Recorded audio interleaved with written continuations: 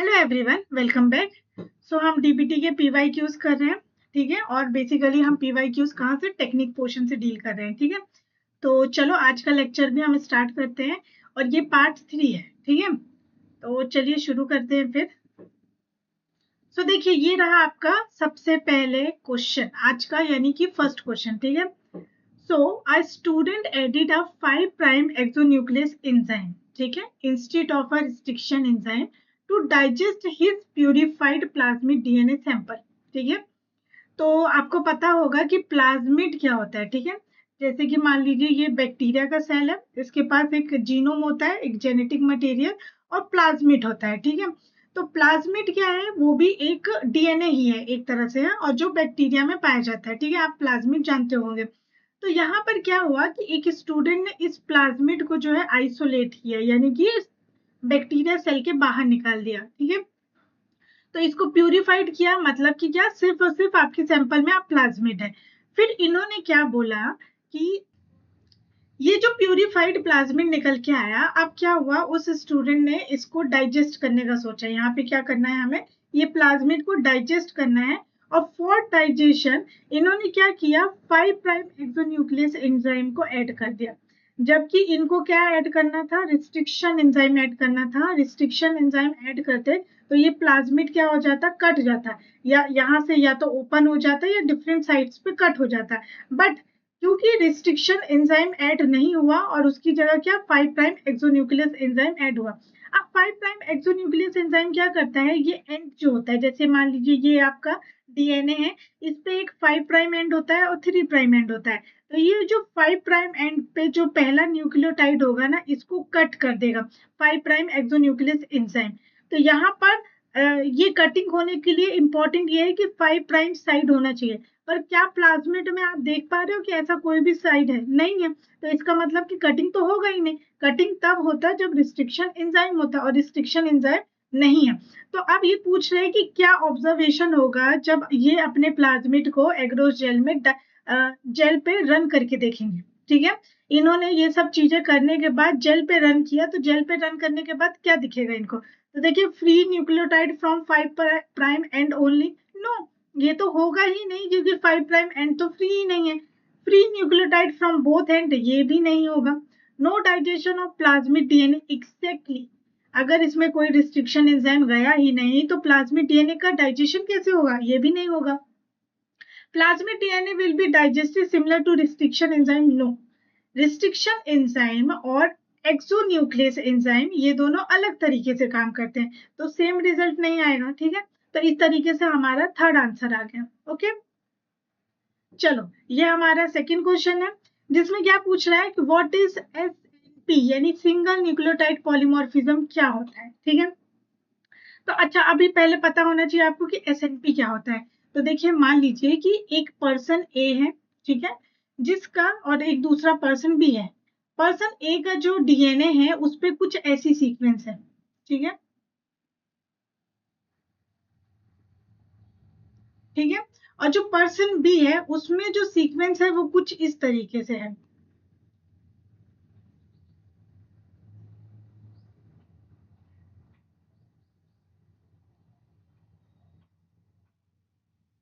तो आप क्या नोटिस करोगे कि पर्सन ए का सीक्वेंस पर्सन बी की तरह सब कुछ सिमिलर है। सिर्फ यहाँ पर क्या हो रहा है, जी की जगह यहाँ पर आपको सी देखने को मिल रहा होगा, बाकी सारा का सारा सीक्वेंस जो है सेम है। तो कहने का पॉइंट क्या है कि यहाँ पर देखो न्यूक्लियोटाइड की सीक्वेंस है, तो यहाँ पे क्या है, एक न्यूक्लियोटाइड अलग है इन दोनों पर्सन में, और बाकी सब कुछ सारे न्यूक्लियोटाइड सेम है। तो मैं इसी को बोलती हूँ एसएनपी, यानी सिंगल न्यूक्लियोटाइड पॉलीमॉर्फिज्म। बट इसका होने का एक मतलब एक कंडीशन होता है, ऐसा नहीं है कि सबके सब एसएनपी ही कहलाएंगे। क्योंकि मान लीजिए कि आपके पास 100% पॉपुलेशन है, तो उस 100% पॉपुलेशन में अगर 1% से ज्यादा इस तरह का चेंजेस, यानी एक न्यूक्लियोटाइड का चेंज देखा जाता है, तब जाके वो एसएनपी होता है। और 1% से कम होगा तो वो क्या हो जाएगा, म्यूटेशन। क्या बोला मैंने, आपका जो म्यूटेशन होता है आप उसमें भी देखते होगे ना कि म्यूटेशन में क्या हो रहा है, एक न्यूक्लियोटाइड का डिफरेंस आ जाता है और जिसकी वजह से क्या होता है, जैसे सिकल सेल एनीमिया देखिए, उसमें क्या होता है कि एक न्यूक्लियोटाइड का ही डिफरेंस आ जाता है ना, तो क्या होता है आरसीबी कैसे डिफरेंट शेप की यानी कि सिकल सेल की बन जाती है। तो वैसे ही यहाँ पर म्यूटेशन भी होता है न्यूक्लियोटाइड के चेंज होने से, क्योंकि यहाँ पर क्या हो रहा है, जी की जगह सी आ रहा है तो न्यूक्लियोटाइड चेंज ही तो हुआ ना। तो कहने का पर्पस क्या है कि जब 100% की पॉपुलेशन आप कंसिडर करते हो तो एसएनपी में क्या होगा, अगर फ्रीक्वेंसी यानी कि इस न्यूक्लियोटाइड का होने का, ये जो चेंज वाला न्यूक्लियोटाइड है, अगर इसका फ्रीक्वेंसी ग्रेटर देन 1% आ रहा है इन पॉपुलेशन, तब तो ये कहलाएगा कि ये एसएनपी है, ठीक है। लेकिन अगर यही फ्रीक्वेंसी की ये जो सी जो चेंज वाला है यानी कि मैक्सिमम पॉपुलेशन में जी है और कुछ पॉपुलेशन में सी है, तो जब ये सी होने की फ्रीक्वेंसी जो होगी वो लेस देन 1% होगी पॉपुलेशन में, तो इसको हम बोलेंगे कि वो म्यूटेशन है। क्या है, म्यूटेशन है, ठीक है। तो यहाँ पर क्या है, सिंगल न्यूक्लियोटाइड पॉलीमॉर्फिज्म में क्या होता है, आप वेरिएशन देखते हो। अब ये दो जो पर्सन है इनमें क्या है, वेरिएशन ही है, चेंजेस ही दिख रहा है आपको, है ना, अलग अलग न्यूक्लियोटाइड है तो वेरिएशन है कहाँ पर, सिंगल न्यूक्लियोटाइड पोजीशन पर, एक ही न्यूक्लियोटाइड जो है वो अलग है। Observed in at least 1% population, कम से कम 1% की पॉपुलेशन में अगर ये चेंजेस होगा तभी मैं उसको एसएनपी बोलूंगी, अदरवाइज वो मेरा एसएनपी की कैटेगरी में नहीं आएगा, ठीक है। तो ये हो गया इसका राइट आंसर। चलिए, तो नेक्स्ट क्वेश्चन क्या है आपका कि ATP with gamma 32 phosphate can be used for which of the following type of reaction. देखिए, जो ये आपका एटीपी है, एटीपी का क्या मतलब है, एडिनोसिन ट्राइफॉस्फेट, राइट। इसका मतलब क्या है कि ये जो एडिनोसिन है इसके साथ 3 फॉस्फेट अटैच है, तभी तो मैं इसको ट्राइफॉस्फेट बोल रही हूँ, ठीक है। तो ये अल्फा फॉस्फेट होता है, ये बीटा, और सबसे बाहर वाला जो होता है वो गामा फॉस्फेट होता है। तो जब भी आपको कुछ टैग करना होता है या लेबल करना होता है तो आप क्या करते हो, 5 प्राइम एंड पर, जो हम बोलते हैं ना कि 5 प्राइम एंड पे फॉस्फेट है, तो वो कौन सा, यहाँ पर जो है गामा फॉस्फेट ही होता है, ठीक है। गामा फॉस्फेट होता है और आपने इसको लेबल कर दिया, तो इसकी वजह से यहाँ पर क्या हुआ है, हम गामा फॉस्फेट को लेबल ही तो कर रहे हैं, तो ये लेबल करने का क्या पर्पस है, यानी इनमें से किस रिएक्शन में ये चीज काम आएगी। तो देखिए, ये जो आप गामा फॉस्फेट को लेबल करोगे ये आपके किस में, एंड लेबलिंग में काम आएगी, ठीक है। क्योंकि आप ध्यान दो कि जब भी हम जो आपका डीएनए, जैसे जी से, जी के बाद सी आ रहा है, फिर ए आ रहा है, टी आ रहा है, फिर नेक्स्ट कोई न्यूक्लियोटाइड जैसे सपोज ए आ रहा है, ठीक है। तो यहाँ पर क्या होता है, टी और ए के बीच में फॉस्फोडाइस्टर बॉन्ड बनता है, तो तो जो दो फॉस्फेट होते हैं ना, हम बोलते हैं पायरोफॉस्फेट, ये दो फॉस्फेट निकल रहे होते हैं, और वो दो फॉस्फेट कौन से हैं, गामा, सॉरी, गामा और बीटा, दोनों फॉस्फेट निकल रहे होते हैं, तो सिर्फ अल्फा फॉस्फेट ही यहाँ पे बचता है, जो लास्ट न्यूक्लियोटाइड होता है। जैसे मान लीजिए कि ये जो है जी, ये आपका लास्ट न्यूक्लियोटाइड है, तो सिर्फ इसी के पास गामा होगा, बाकी किसी के पास गामा नहीं होगा, ठीक है। और ये क्योंकि गामा इसलिए नहीं होगा क्योंकि गामा जो है वो लास्ट वाले में होगा, सिर्फ जो फॉस्फोडाइस्टर बॉन्ड है उसमें सिर्फ आपका अल्फा वाला फॉस्फेट ही इन्वॉल्व होता है, ठीक है। तो अब यहाँ पे दो चीज आती है ना, मैं आपको हल्का सा एकदम जल्दी जल्दी रिवाइज करवा दूंगी ताकि ये टेक्निक भी आप समझ जाए। तो एंड लेबलिंग का क्या मतलब है, एंड लेबलिंग का मतलब है कि ये रहा आपका डीएनए, ठीक है। अब डीएनए के एंड पर कोई तो होंगे न्यूक्लियोटाइड, तो आप क्या करते हैं, एंड पे लेबल कर देते हो, यानी कि उन न्यूक्लियोटाइड को जो है एंड पर लेबल कर देते हो। एंड पर लेबल करते हो तो मोस्टली लास्ट न्यूक्लियोटाइड को आप क्या कर रहे हो, लेबल कर रहे हो, ठीक है। तो अगर आपने गामा फॉस्फेट रखा है तो ये सिर्फ लास्ट वाले न्यूक्लियोटाइड को ही क्या करेगा, लेबल करेगा। जैसे हम फ्लोरोसेंस से आप टैग कर सकते हो, रेडियो एक्टिव कंपाउंड्स होते हैं ना, वो अटैच कर देते हो, ठीक है। अब इसी के साथ साथ एक और चीज आता है, निक ट्रांसलेशन, ये क्या होता है, ठीक है।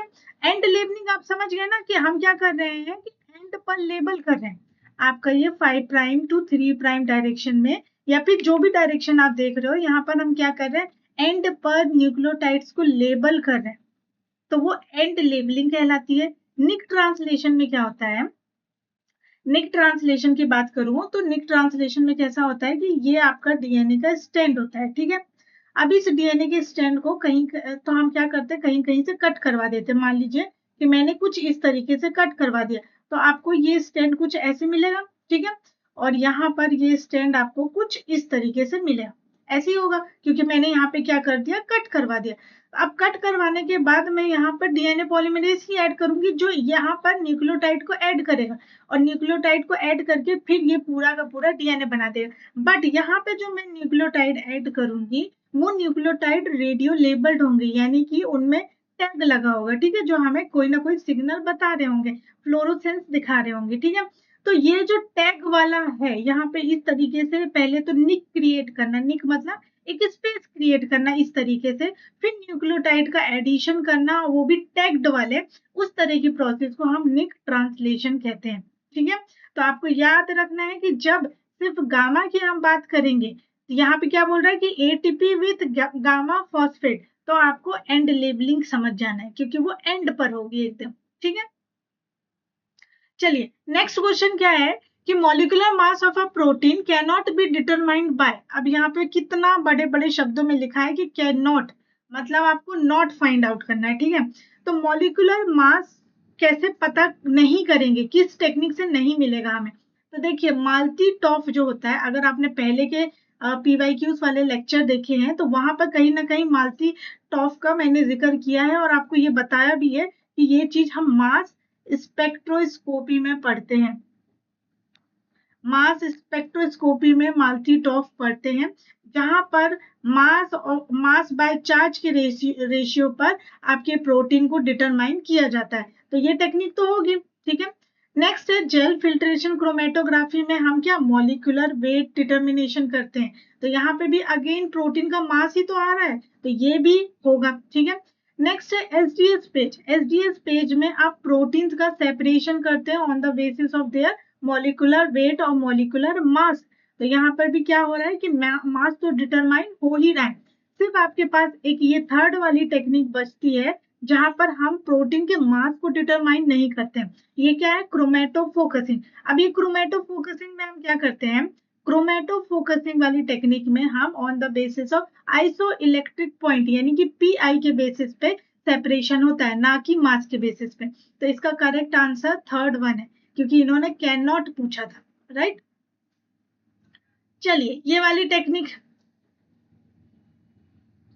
चलिए ये वाली टेक्निक देखें क्या है। तो ये है variable number of tandem repeats, VNTR का फुल फॉर्म इन्होंने दिया है। In a DNA molecule are highly useful in. पहले तो आपको ये पता होना चाहिए कि वीएनटीआर क्या होता है, ठीक है। तो देखिए वीएनटीआर का क्या मतलब है कि मान लीजिए हम अगेन एक अपने दो पर्सन ले लेते हैं, person A and person B. Person A का जो है जो उसमें क्या है, इस तरह के कुछ न्यूक्लियोटाइड्स पाए जाते हैं, ठीक है। अब पर्सन बी में कुछ इस तरह के न्यूक्लियोटाइड पाए जाते हैं, ठीक है। तो आपने क्या देखा कि यहाँ पर ए और टी जो है इनका रिपीटेशन हो रहा है डीएनए मॉलिक्यूल में। क्या है, ये पूरा डीएनए, अब इसको डीएनए कंसीडर करिए। तो यहाँ पर ए और टी जो है कितने बार रिपीट हुआ, 4 टाइम्स रिपीट हुआ है, ठीक है। और यहाँ पर ए और टी जो है वो कितने बार रिपीट हुआ, 2 टाइम्स। मतलब सेम डीएनए सीक्वेंस, मतलब सेम न्यूक्लियोटाइड है लेकिन अलग अलग पर्सन में इनका रिपीटेशन अलग अलग है। तो इसी को बोलते हैं अलग, मतलब ये क्या है, वेरिएबल यानी डिफरेंट। तो ये हो गया वेरिएबल नंबर, यहाँ पे 4 है यहाँ पे 2 है, तो ये number of tandem repeats. Tandem repeats मतलब एक के बाद एक, कि एक ए टी के बाद फिर से ए टी, फिर ए टी ऐसे टेंडम रिपीट्स। तो यहाँ पर क्या हो रहे हैं, ये रिपीट्स अलग अलग हो रहे हैं। तो डीएनए मॉलिक्यूल में ऐसी आपको बहुत सारी सीक्वेंसेस मिलती हैं और ये जो सीक्वेंस होती हैं ये बहुत यूजफुल होती हैं क्योंकि ये हर पर्सन को अलग अलग जो है ये पहचान देती हैं कि आप अलग हो और मैं अलग हूँ, क्यों, इन डीएनए मॉलिक्यूल्स की वजह से, ठीक है। तो यहाँ पर जो वीएनटीआर होता है इसी को वीएनटीआर बोलते हैं और बिकॉज ऑफ दिस वीएनटीआर हम सब जो है हमारे फिंगर प्रिंटिंग अलग है। तो यहाँ पर हम वीएनटीआर का यूज करके क्या करते हैं, फिंगर प्रिंटिंग टेक्निक को परफॉर्म करते हैं, ठीक है। तो इसीलिए आप बोलते हैं कि आपका फिंगरप्रिंट अलग है, मेरा फिंगरप्रिंट अलग है। इसीलिए ना कि हम में क्या है, डिफरेंसेस है बहुत। और डिफरेंसेस कैसे आ रहे हैं, इन्हीं डीएनए मॉलिक्यूल्स की वजह से आते हैं, ठीक है। अब दूसरी टेक्निक की अगर मैं बात करूं तो जो फुट प्रिंटिंग है, फुट प्रिंटिंग को मैंने आपको पढ़ाया है कि फुट प्रिंटिंग क्या है, डीएनए प्रोटीन के इंटरेक्शन के लिए स्टडी की जाती है। ठीक है, ये अगर आपने पहले के लेक्चर देखे हैं तो आपको ये आसानी से पता चल जाएगा। ठीक है, नेक्स्ट अगर मैं टेक्निक की बात करूं तो जीन एनोटेशन। जीन एनोटेशन क्या होता है? जीन एनोटेशन समझ लीजिए टैग, एक तरह से टैग लगाना। ठीक है, एक तरह से एनोटेट करना, जैसे कि फॉर एग्जांपल कि एक जीन है आपके पास, उस जीन में कोडिंग रीजन कौन सा है, नॉन कोडिंग रीजन कौन सा है। ठीक है, तो इस तरह की जो टेक्निक होती है जीन एनोटेशन का काम करती है।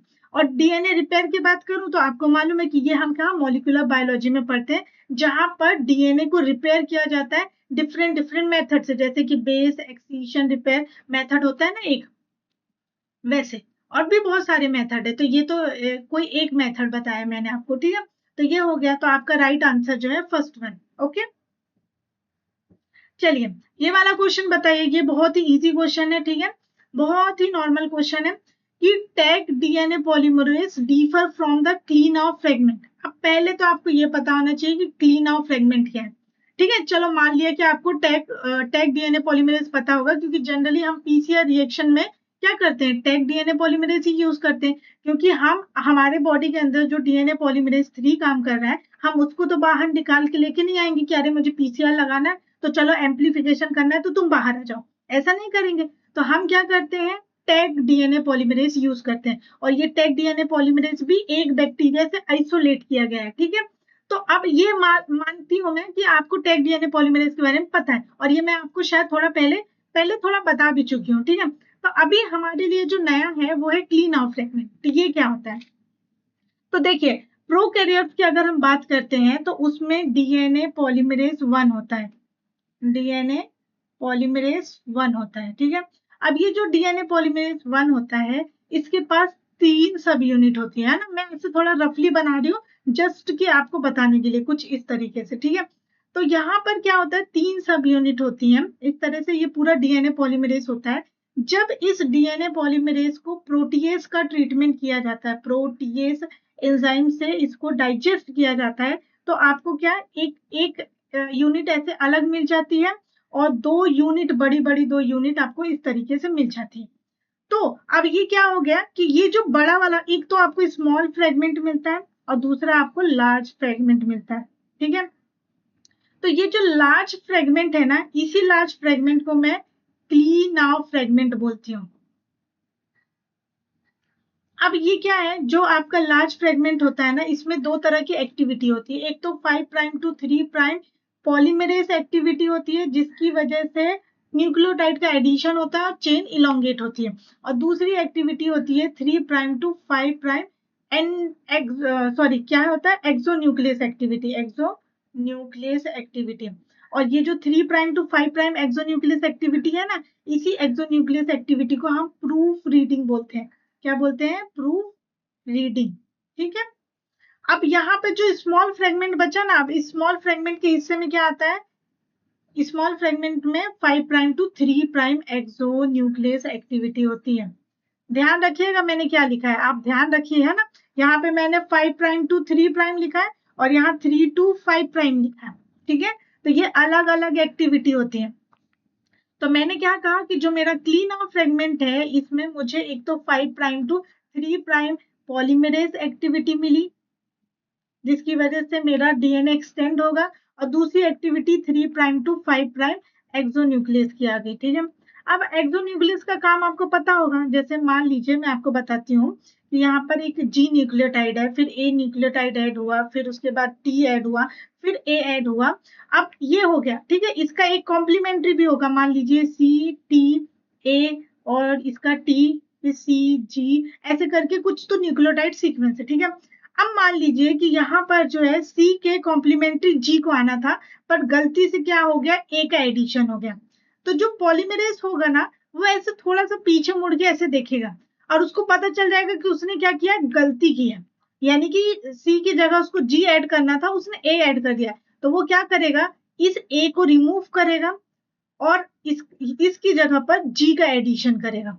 और ये एक्टिविटी जो डीएनए पॉलीमरेज है वो किसकी वजह से कर पाता है, वो कर पाता है 3 प्राइम टू 5 प्राइम एक्सोन्यूक्लियस की वजह से कर पाता है। क्योंकि यहाँ पर क्या हो रहा है, ये 5 प्राइम टू 3 प्राइम, तो ये देखिए ना 3 प्राइम से ही 3 प्राइम में पीछे मुड़ के जाके इसको निकालेगा और उसके बाद नया न्यूक्लियोटाइड ऐड करेगा, ठीक है। तो ये 5 प्राइम टू 3 प्राइम एंड ये आपका टेम्पलेट स्टैंड हो गया। तो ये हो जाता है टेम्पलेट स्टैंड और ये हो जाता है आपका नॉन टेम्पलेट स्टैंड, यानी कि जो न्यूली सिंथेसाइज्ड हो रहा है, ठीक है। ये हो गया। तो इस तरीके से जो है क्लीन आउट फ्रेगमेंट के पास ये दो एक्टिविटी पाई जाती है, राइट। अब यहाँ पे क्वेश्चन ये पूछा गया है कि टैग डीएनए पॉलीमरेज जो है वो किस तरीके से क्लीन आउट फ्रेगमेंट से डिफरेंट है।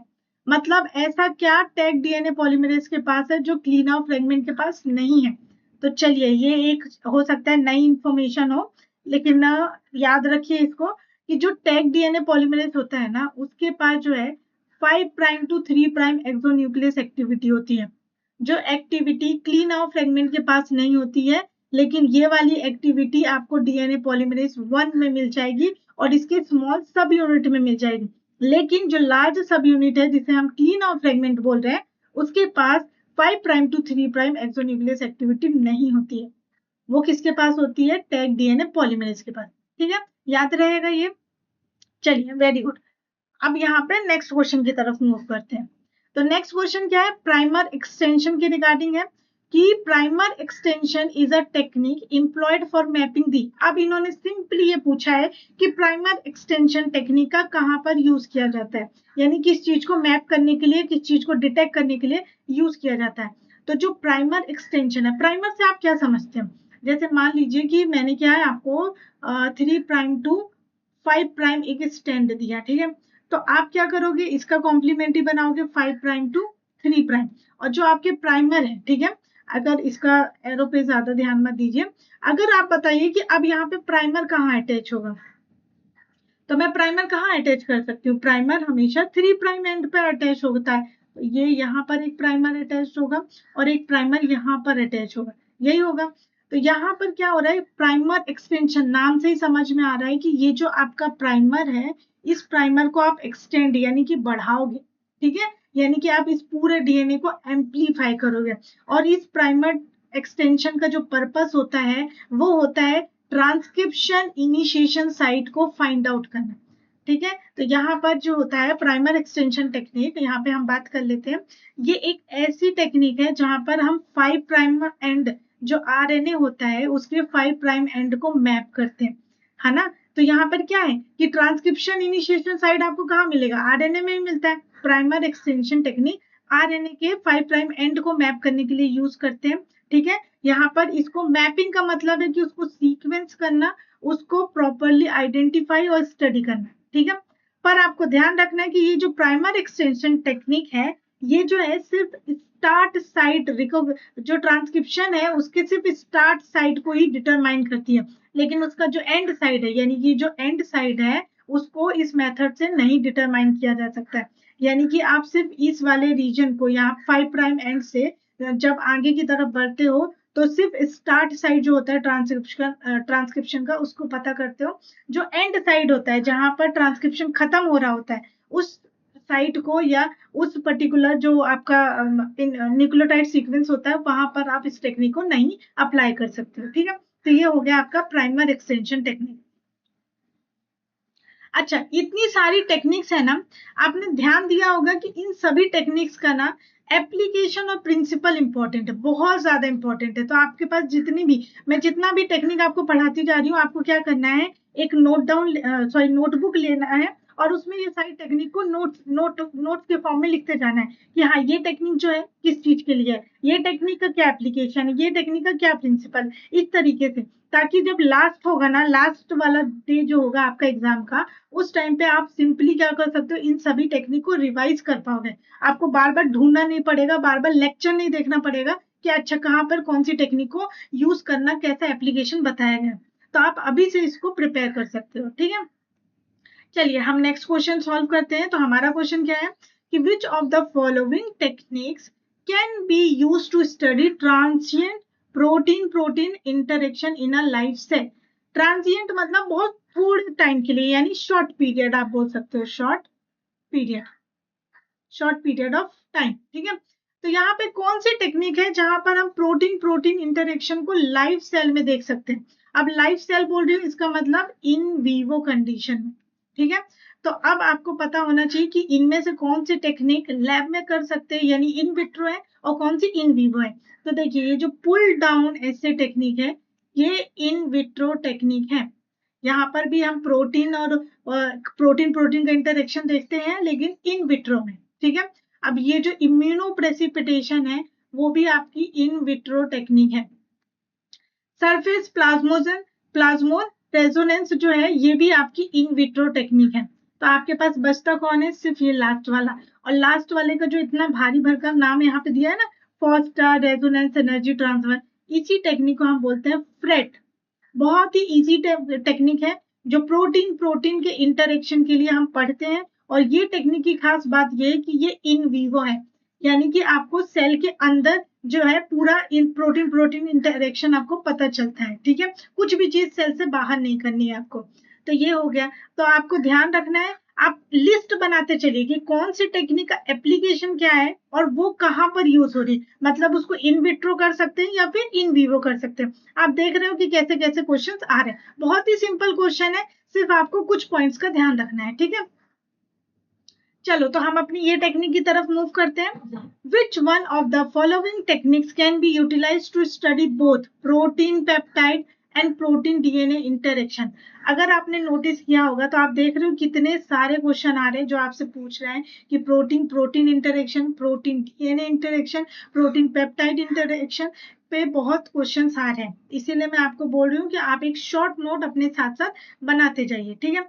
तो यहाँ पर क्वेश्चन क्या बोल रहा है कि ऐसी कौन सी टेक्निक है जिसमें हम प्रोटीन पेप्टाइड प्रोटीन डीएनए का इंटरेक्शन यानी दोनों की स्टडी कर सकते हैं। अच्छा, प्रोटीन और पेप्टाइड में डिफरेंस तो पता होगा ना। पेप्टाइड क्या होता है, 1000। अगर आपके पास 1000 अमीनो एसिड या उससे कम अमीनो एसिड का कोई सीक्वेंस है यानी कोई प्रोटीन है तो उसको मैं पेप्टाइड बोलूंगी। और जब किसी प्रोटीन में 1000 से ज्यादा अमीनो एसिड हो जाएंगे यानी कि मोर देन 1000 अमीनो एसिड तो मैं उसको बोलूंगी प्रोटीन, ठीक है। तो यहाँ पर जो है डीएनए फुटप्रिंटिंग, अगेन देख रहे हो आप डीएनए फुटप्रिंटिंग तो कितना छाया हुआ है। डीएनए फुटप्रिंटिंग को हम प्रोटीन डीएनए के इंटरेक्शन के लिए स्टडी करते हैं। 2D जेल इलेक्ट्रोफोरेसिस में हम क्या करते हैं, जो है हम सेपरेशन करते हैं। यहाँ पर हम क्या करते हैं, प्रोटीन का सेपरेशन करते हैं। 2D मतलब उसके चार्ज और मास के बेसिस पे, ठीक है।